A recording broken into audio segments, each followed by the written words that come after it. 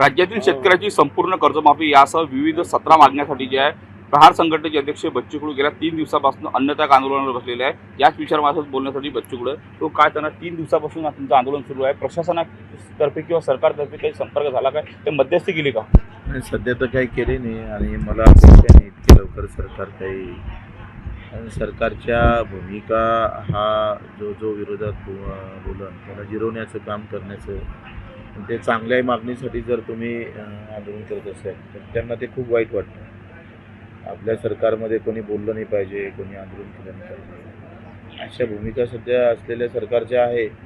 त्याच्यानं त्यांच्याकडून इतक्या लवकर अपेक्षा नाही आम्हाला। ते थोडं अधिक जास्त घायल झालं, एखादा अवयव निकामी झाला का मग ते काम करतो।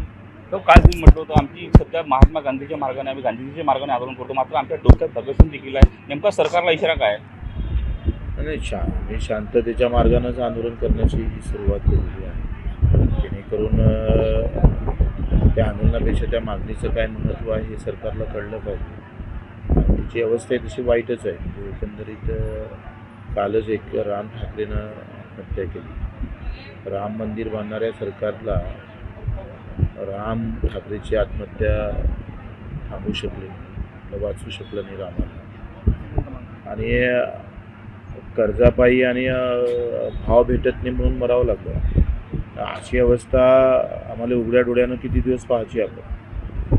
म्हणजे शेतकऱ्याच्या मरणाला काही किंमतच राहिली नाही। आजही आपण पाहिलं तर परभणी आणि विदर्भातले आकडे जर सगळे पाहिले तर या 5-6 महिन्यामध्ये किमान 200-300 आत्महत्या झालेल्या आहेत, पाहिला 16 लोक मरले। आणि असं असताना आपण सरकारनं त्याला जाणीवपूर्वक दुर्लक्ष करत असेल तर मग भगतसिंगचा मार्ग स्वीकारत लागतो। एकट्या मे महिन्यामध्ये तर पाहिलं तर या मे महिन्यामध्ये 25 शेतकऱ्यांनी आत्महत्या केली अमरावती जिल्ह्यामध्ये। म्हणजे याचं काही गंभीरता सरकारला वाटतच नाही।